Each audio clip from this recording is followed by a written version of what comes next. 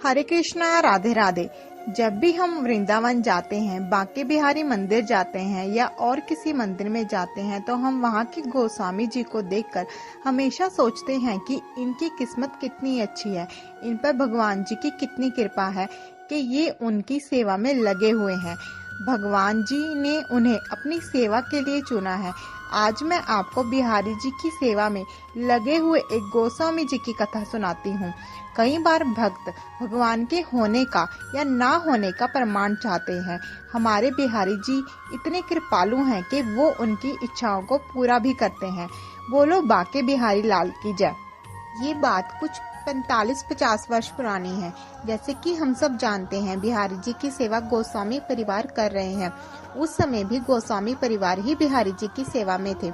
एक दिन अपने पिता के साथ सेवा में लगे हुए एक 5 वर्ष के गोस्वामी बालक के मन में आया, ये जो हम बिहारी जी को भोग लगाते हैं वो ये भोग खाते भी हैं। ये बात वो बालक बहुत दिनों से सोच रहा था। रोज देखता था भोग की थाल अंदर जाते हैं और फिर वापस आ जाते हैं। तो एक दिन उस बालक ने पिता से कहा, एक बात पूछूं? उस बालक के पिता ने बड़े प्रेम से बोला, पूछो लाला, क्या पूछना है? बालक ने कहा, पिताजी क्या बिहारी जी सच में खाना खाते हैं? पिताजी को बालक की मासूम सी बात पर प्रेम आ गया। वो बोले, लाला ये बात आज तेरे मन में कहाँ से आ गई? बालक छटपटाकर बोला, बाबा बताओ ना। पिताजी बोले, हाँ वो भोग खाते हैं। बालक ने कहा, कैसे बाबा? थाली तो जैसे लेकर जाते हैं वैसे ही वापस ले आते हैं। उसके पिताजी बोले, चल मेरे साथ। हाथ पकड़कर भीतर ले गए और राजभोग का समय हो गया था। रोज की तरह हवेली से भोग आया। सभी गोस्वामी भोग रखकर दूसरे कक्ष में चले गए और राजभोग के पद गाने लगे। जब बिहारी जी को भोग लगता है तो भोग रखने के बाद बाहर के पट भी बंद कर दिए जाते हैं ताकि बिहारी जी महाराज आराम से भोग लगा सके। लगभग 20 मिनट के बाद गोस्वामी जी अपने बेटे को लेकर बिहारी जी की ओर बढ़े। अब ये नियम है कि बिहारी जी को पहले आचमन कराया जाता है, फिर प्रसाद की थाली पर नजर डाली जाती है और उसे भक्तों में बांटा जाता है। गोस्वामी जी महाराज ने बिहारी जी को आचमन करवाया, फिर अपने बालक को बोले, देख लाला। बालक अपने पिता को देख रहा है।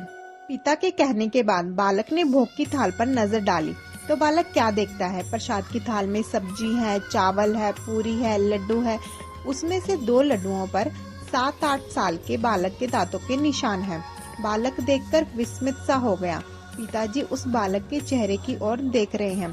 बाबा को लगा अभी भी बालक का विश्वास पक्का नहीं हुआ। पिताजी ने सोचा, इसे बिहारी जी की लीला में अभी भी कुछ शंका है। पिता के कहने के बाद बालक ने भोग की थाल पर नजर डाली तो बालक क्या देखता है? प्रसाद की थाल में सब्जी है, चावल है, पूरी है, लड्डू है। उसमें से 2 लड्डुओं पर 7-8 साल के बालक के दांतों के निशान हैं। बालक देखकर विस्मित सा हो गया। पिताजी उस बालक के चेहरे की ओर देख रहे हैं। बाबा को लगा अभी भी बालक का विश्वास पक्का नहीं हुआ। पिताजी ने सोचा, इसे बिहारी जी की लीला में अभी भी कुछ शंका है। पिताजी ने बोला, ओ लाला क्या देख रहा है? बिहारी जी की और लीला देखेगा? बालक ने हाँ में सिर हिलाया। गोस्वामी जी ने बालक को गोद में उठाया और बिहारी जी के मुख के करीब करके उसको दिखलाया। देख ले। बालक ने देखा, बूंदी के लड्डुओं में जो दांत के निशान थे वो ही बूंदी के लड्डुओं के दाने बिहारी जी के मुख पर लगे हुए हैं। बालक देखकर हैरान रह गया, परंतु अब बालक को बिहारी जी की लीला पर विश्वास हो गया था। गोस्वामी जी ने बोला, हो गई तसल्ली? बालक ने हाँ में सिर हिलाया। बालक बिहारी जी को मन ही मन धन्यवाद कर रहा था।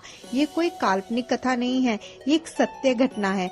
बिहारी जी कोई विग्रह या मूर्ति नहीं है, वो साक्षात कृष्ण जी हैं और ये बालक और कोई नहीं, श्री गोस्वामी जी मृदुल कृष्ण शास्त्री जी हैं जो श्रीमद् भागवत कथा का पाठ करते हैं।